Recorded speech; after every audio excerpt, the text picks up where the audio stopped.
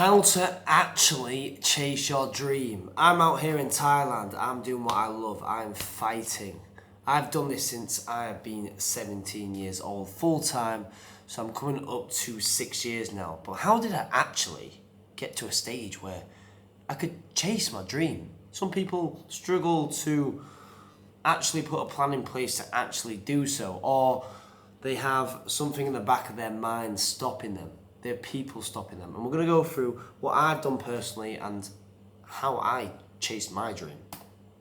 First off, it's pretty plain and simple. People try and make it so complicated. So complicated. It's like fighting. Fighting has so many different techniques, so many different steps. But why make it hard when you can make it simple? That's why simple basics win fights. Same sort of principle when you are looking at chasing your dream. Don't make it complicated. Don't try and make so many equations in your head, because it's all about perspective, and it really is that simple. It's finding a perspective where it is simple, and all you've got to do is just do it. You've just got to go for it. It might be your dream is singing on a cruise line. Just go for it.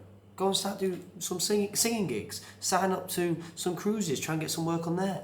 But we're here for fighting. If your dream is to be a professional fighter, what's stopping you? Really? If you think about it, what is actually stopping you doing it? Because if you want to do it, if you've got the right perspective, you can literally do it. Some people have got more responsibilities. Don't get me wrong. Some people have got kids. Some people have got loans they've got to pay back. Maybe some people have got to look after their parents. But there is always a way to chase your dream.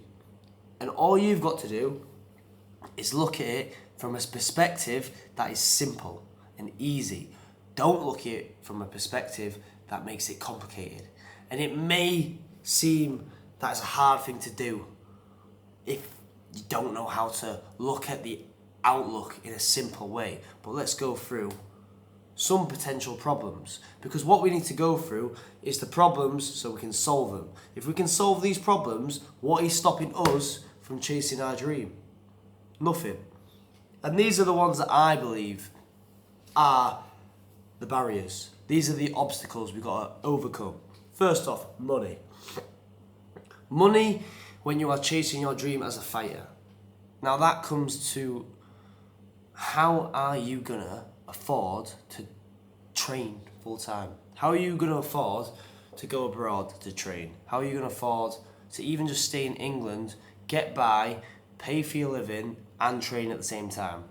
Some people are more, I'm not going to say lucky, I'm going to say some people are a bit more blessed than others. Some people will have a family that will help fund them a little bit. They will house them for free, they will make their foods, they don't have to pay for food. So they don't really have much expenses on their head. Some people have more, but that's not a thing to use an excuse. Because if you use these things as excuses over and over again, it's not going to help you one bit. Because you're looking at it from a different perspective. You need to look at it of, that's what's going to make me work harder. That's going to get me to get a bigger drive. That's going to make me become a champion. And that's how you got to see it. So money, what could we do to get some money? Work a job, do some PTs, work in a gym. We need to make sure that our expenses really are lower than what we're bringing in. So the money we're bringing in is a little bit more than the money's going out. I've done it the other way, and it's a stressful environment, and that is what causes problems. But if we can get a little bit more money in than we're putting out, the stress shouldn't be there. It shouldn't be there. Next one, family and friends. I think this is the biggest one. You care what people think.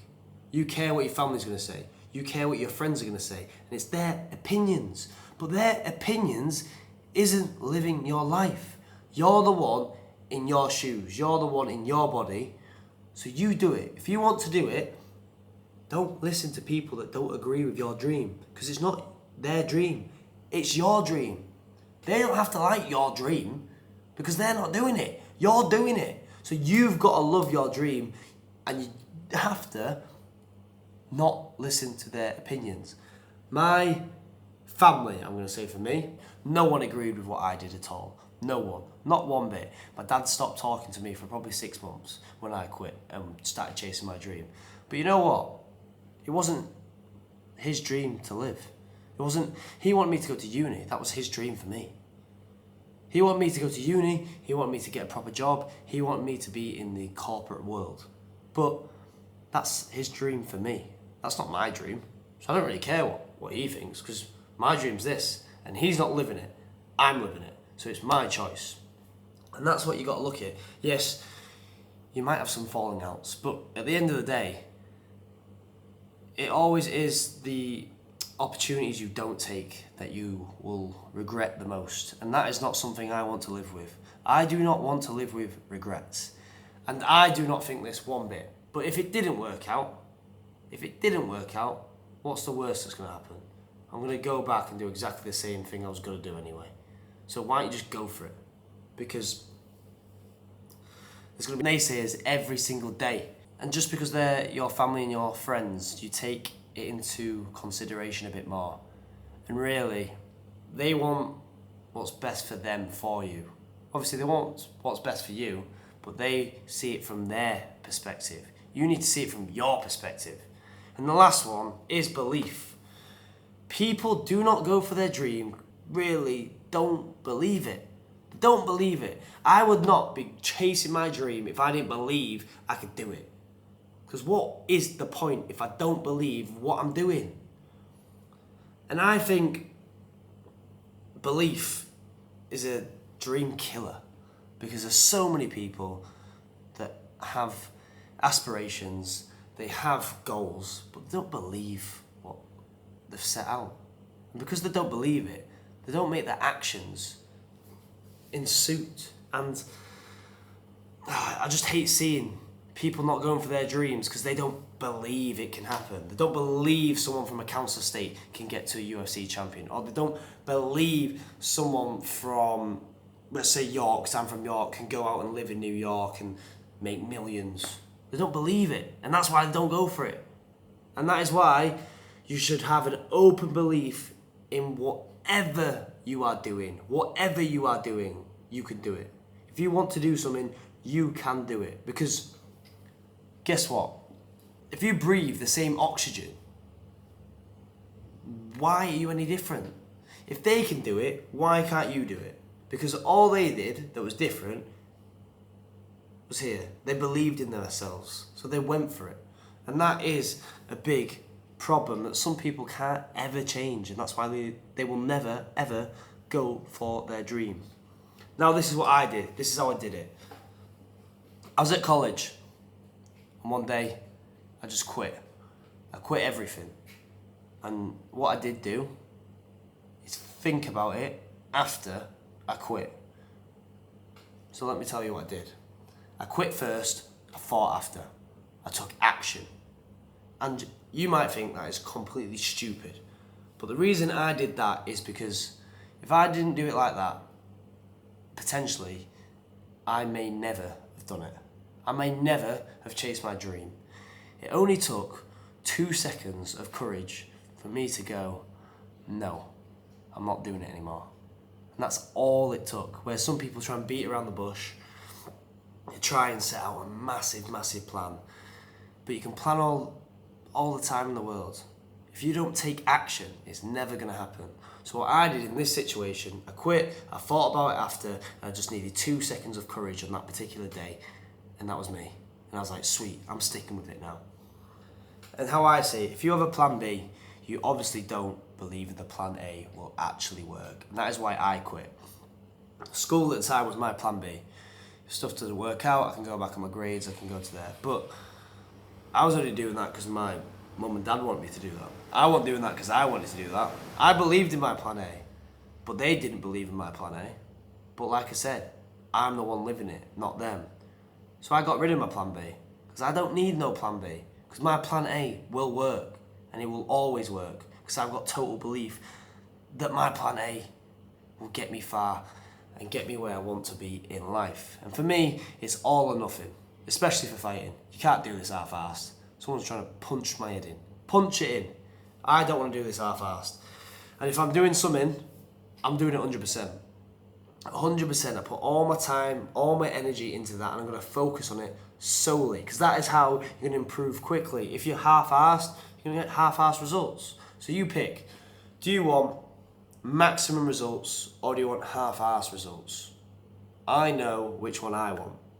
You pick which one you want. If what you're doing at this given time is not going to matter in 5 years' time, what are you doing it for? Like, I was doing college. That was not going to matter to me in 5 years' time. I knew I wasn't even going to use these grades. Not one bit. So why was I doing it?